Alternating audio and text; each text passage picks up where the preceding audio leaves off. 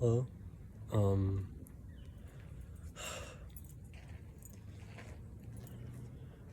gonna buy spiritual clothing soon, eventually, but I want to talk about my Hawaiian experience and make this a separate video only on that, specifically the Hawaiian experience. Um,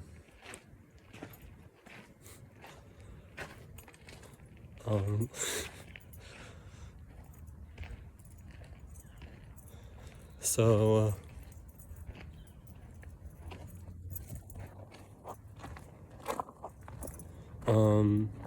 I I was invited to go to the Big Island to live in Homestead, $5 a day, with a guy who I consider my friend on Instagram.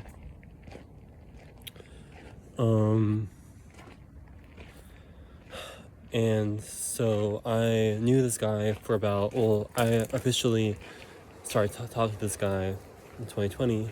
He's a black guy, or dude, or spiritual person, black spiritual person, who I started talking to in 2020.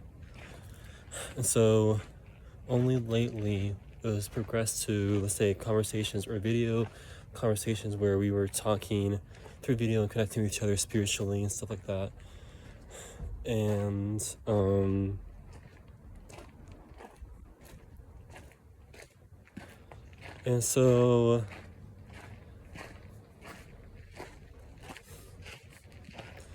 and so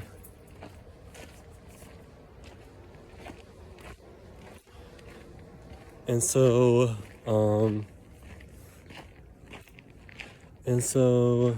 I was talking to this guy through Instagram, and so I decided that I would, let's say, go to Hawaii, to the Big Island, to meet him and to live at a homestead with him for $5 a day. And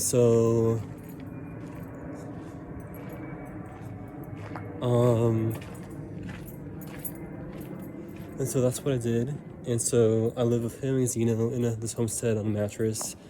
And I decided to do that, and I think that doing that, it was kind of like a risk for me, because I found finally stability with regarding to my jobs, my garbage collector jobs, and my day job, and decided to take the risk and to lose that stability to go live on the Big Island for a month, there for $5 a day in this homestead. I don't regret my decision. That decision benefited me a lot, because I knew that even though I had stability in Seattle, I knew that it wouldn't be in Seattle wouldn't satisfy me completely, because I feel like there's so much more growth and expansion in being in Hawaii, the Big Island.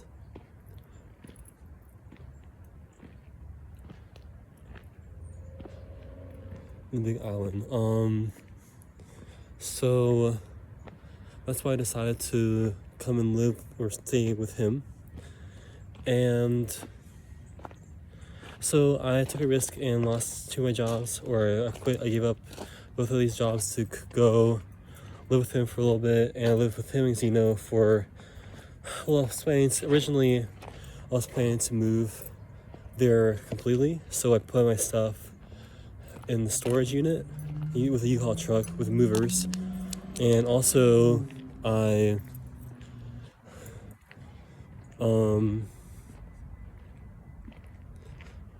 what's it called?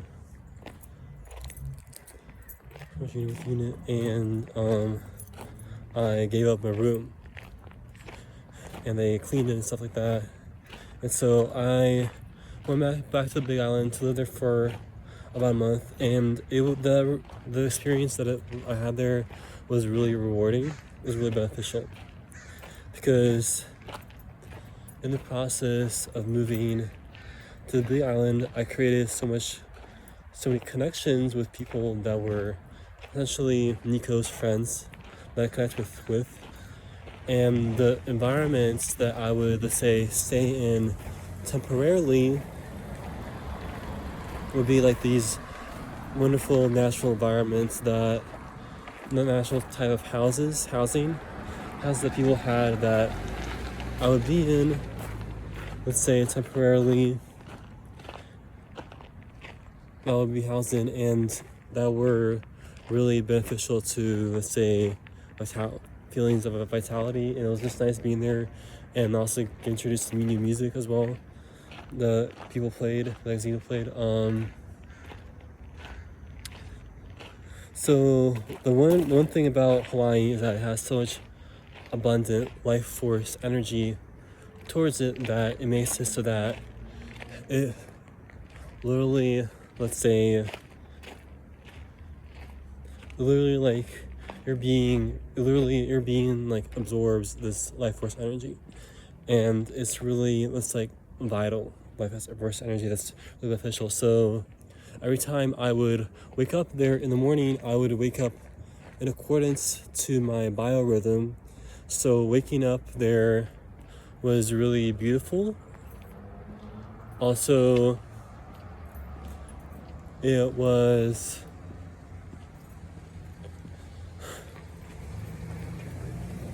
very beautiful. It was accordance to environment, accordance to nature.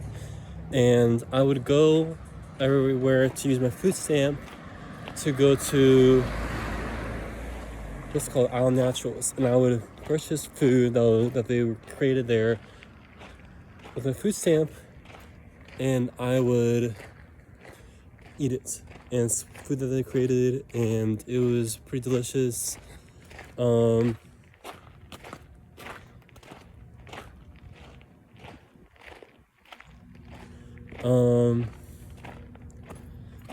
It's pretty delicious to eat it, and it was like abundant. It was nice being there for a little bit. I connected with people at Island Naturals. So in the beginning, I was always with Nico and Xeno. We're always hanging out with each other, and we're going places, and we're going to Hilo, places like Hoa and stuff like that. And so eventually, or in the beginning, I bought a rental car that we could drive in all together and had some experience driving, stuff like that. And so I had this experience driving, and so I had this experience driving, and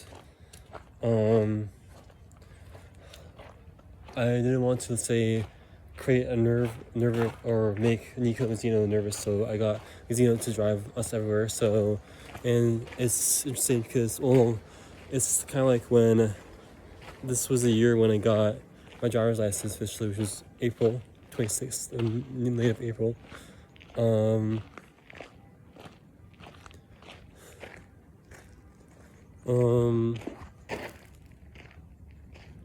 And so I had a driving experience. So we drove to places like Kahina Beach, which is, I'll tell you about later, but I'll tell you about the lawn first. Well, let's talk about Kahina Beach. For Kahina Beach, I really enjoyed it because it felt like I was it was a dangerous beach. It's one of the Black Sands beach. It was dangerous, and there was a riptide that would pull you into the waters if you're not careful. And so the rocks were also kind of dangerous. And so I would have to swim amongst others, or else it would be too dangerous. And there were like a lot of nudists there who swam.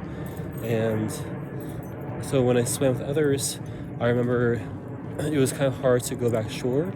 And it was important not to resist the riptide. And the riptide will oftentimes pull you in, and it's really important to not go against it, or else you might hit yourself against the rocks.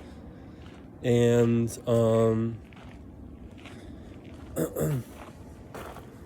and so remember that, and I did go against Riptide, and it was kind of a little bit challenging to go back to the shore, and so I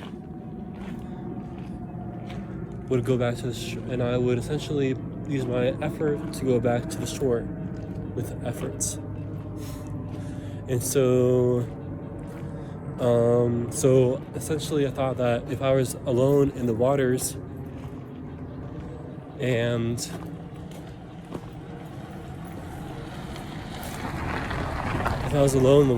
then it would be dangerous if I had anxiety or my body's starting to be, because then I wouldn't be able to go back to the shore and I'll hit the rocks. And so I was swim there for about like 30 minutes to an hour, and so I would swim there, and I would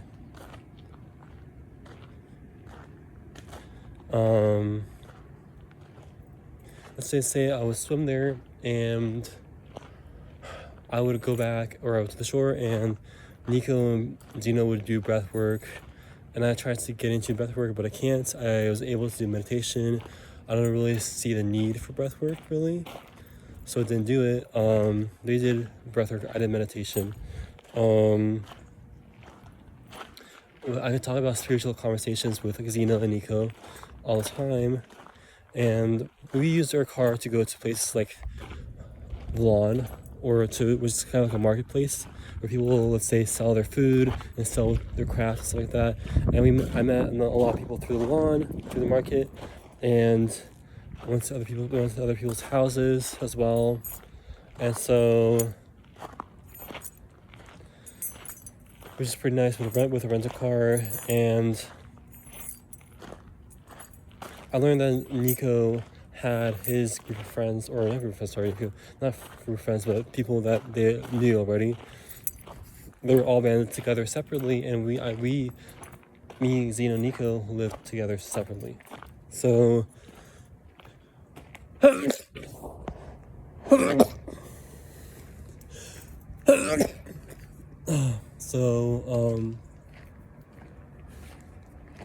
happened is that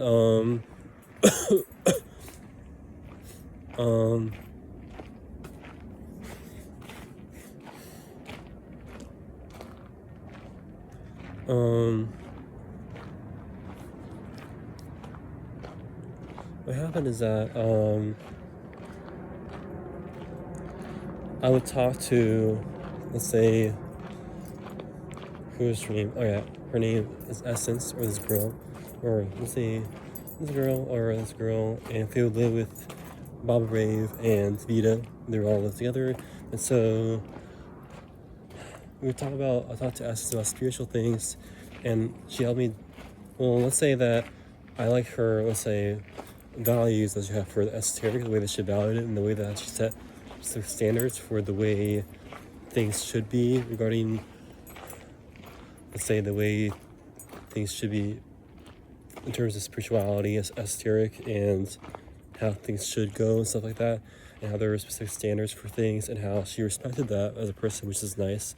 And so we talked about spiritual stuff, and we talked about spiritual information, stuff like that, and she told me that the specific dream that I had when I was 3 years old, when I was in between my mom and dad, and I would, let's say, look in the backyard, and I would automatically, let's say, the backyard would automatically change, and I would see, let's say, a golden room and a statue, and an Egyptian statue. And she told me that it was Halls of Amenti, and I was trying to understand how she got the information, but she didn't want me to question her judgments or whatever, something like that.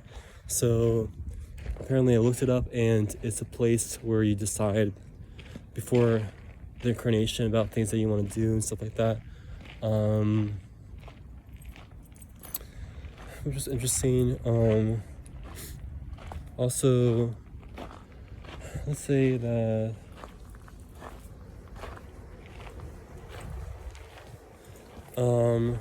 after that,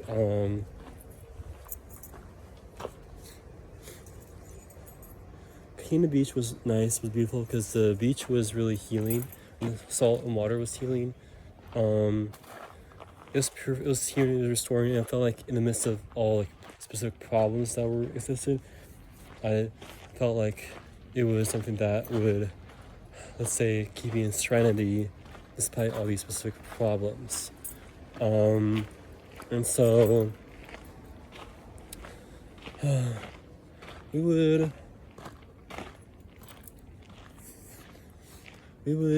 say go use the rental car to go everywhere, and so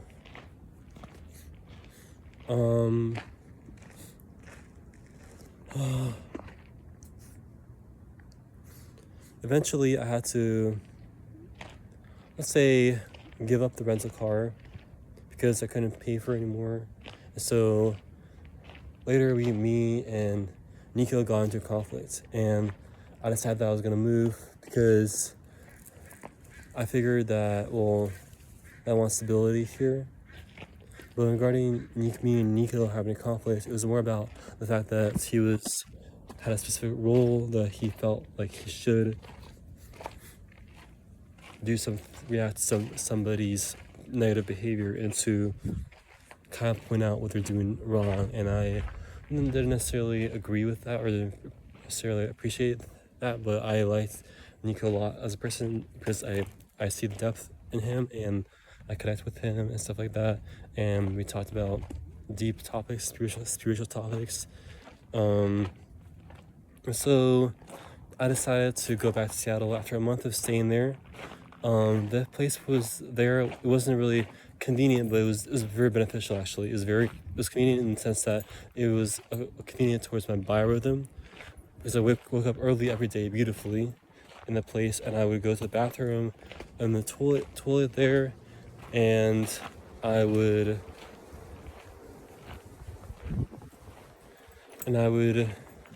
every day, and then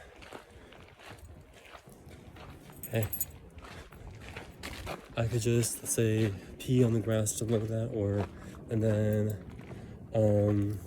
there were fruit trees everywhere, and so I would go to Island Naturals every day to eat something there when I'm hungry. And there was no service to where it was part of lack of convenience, so most of everything was expensive, so I decided to go back. But the experience was very beneficial for me emotionally, and I did take the risk, and I don't regret connecting with Nico in that way. And the thing with me and Nico, I felt pre-birth energy where I pre-birth knew that I was supposed to meet up with him or knew about him pre-birth, which is really interesting. And I felt this energy even before we met on one-on-one. We were supposed to meet in Hawaii, yeah. And apparently, what I thought was my past life, when I was going to Issaquah, I was trying to channel information about what my past life was, because I was capitalizing on emotional memories that I had in the past.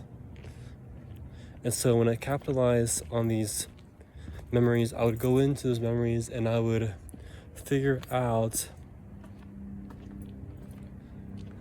what specifically happened in the past. And so apparently in the past, I was on the island, my past life where I was on the island as a woman, and I was picking up this information about this past life as a woman, as some sort of black woman or something like that in these islands. And I believe now that I visited the islands, the Hawaii, I believe that that's actually me channeling the specific life path potential that I had in the future. And I was channeling it in Issaquah, where I grew up. So, yeah. And I was actually picking up the information of this life path potential that I had. And so I was picking up this information, and I feel like I was, let's say, before life scanning about what I'm gonna do in this life. And so that's how I got this information. So it's because before this life, I was scanning about specifically the roles that I would have in life and what I would do and stuff like that, and things like that. yeah, I feel like that's how I picked up information about me being in Hawaii in the future.